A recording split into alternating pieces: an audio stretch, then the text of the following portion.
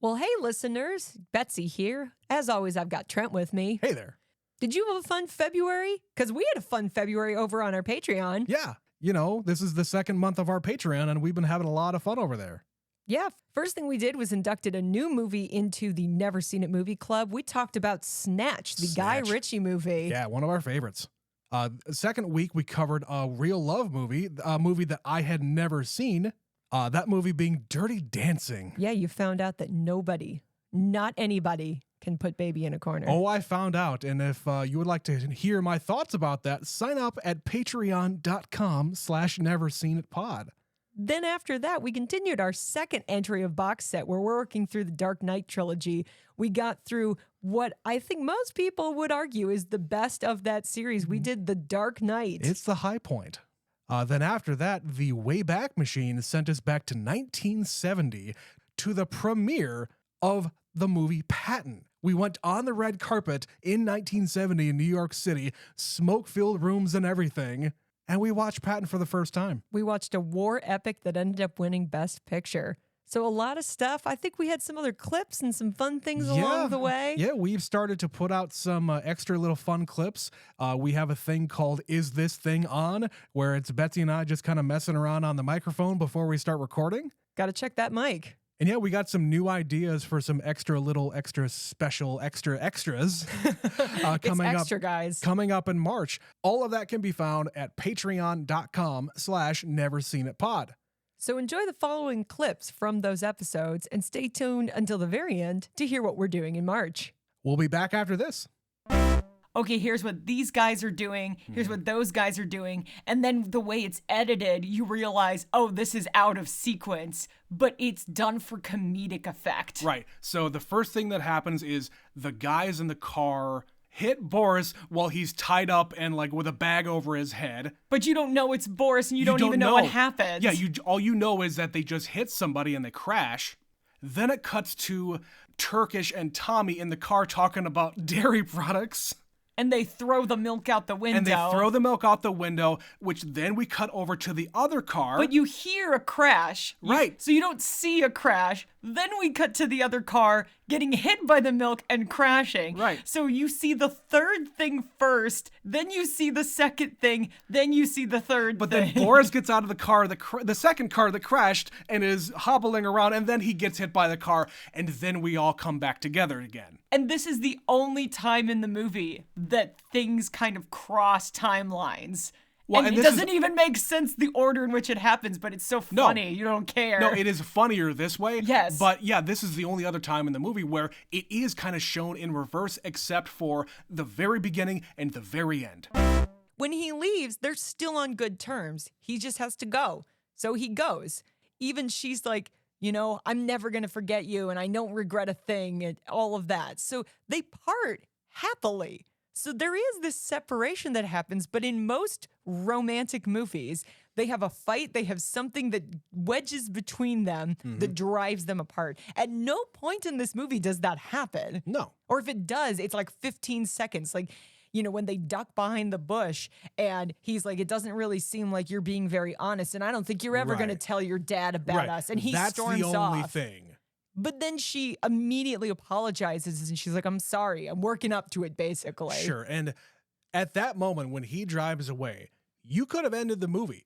You could have had the slow fade out of him going into the sunset and her having a single tear coming down her face. Or the narration like, and I never saw Johnny again. Right. And you could have taken this entire movie and said, okay, this was my summer of 1963. I had this fling with this boy. I never saw him ever again. But my life was changed forever. Was changed forever. And this is where I am right now. And this was the first one to really go, what if we took a property that you know and that you love and we go back to the source, we go dark origin story. We embrace the actual nature of the real Batman story. It is fucking dark. And this one captures so many moods for what was going on in the country, for, just it tapped into something I think people didn't realize they really, really needed and it wanted. Was there. And there is kind of an inspirational message at the end of this movie where you finally see the people of Gotham realize that they don't have to be like all the rabble. you can be better than the bad guys all running around. Yeah, there is something about faith in humanity. There is realizing you don't need a Batman to actually take back your city. It's You can take care of it yourself. Yeah. Harvey Dent is that person. stop letting the bad guys run everything. Stand up, take it back. You have a system in place that you can use to take all of these bad people off the street.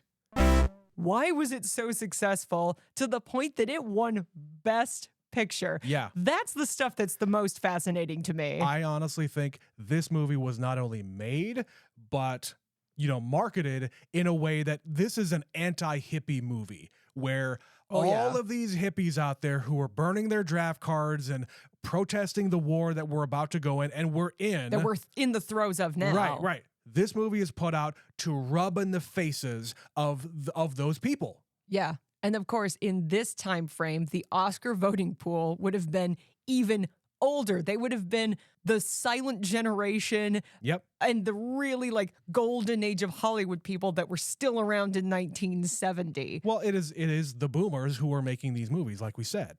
And specifically, the older boomers, like my parents' age, And older. who did not get into the free love movement of the 1960s and 70s. Yeah. They were grown ass adults. Yeah. They were pining for an older time where their folks went off and died. Why aren't you kids respectful enough to go die in war?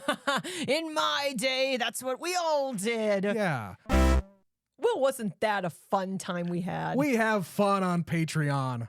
So you should join us. That address again, patreon.com/neverseenitpod. In the month of March, we have 4 brand new episodes coming your way.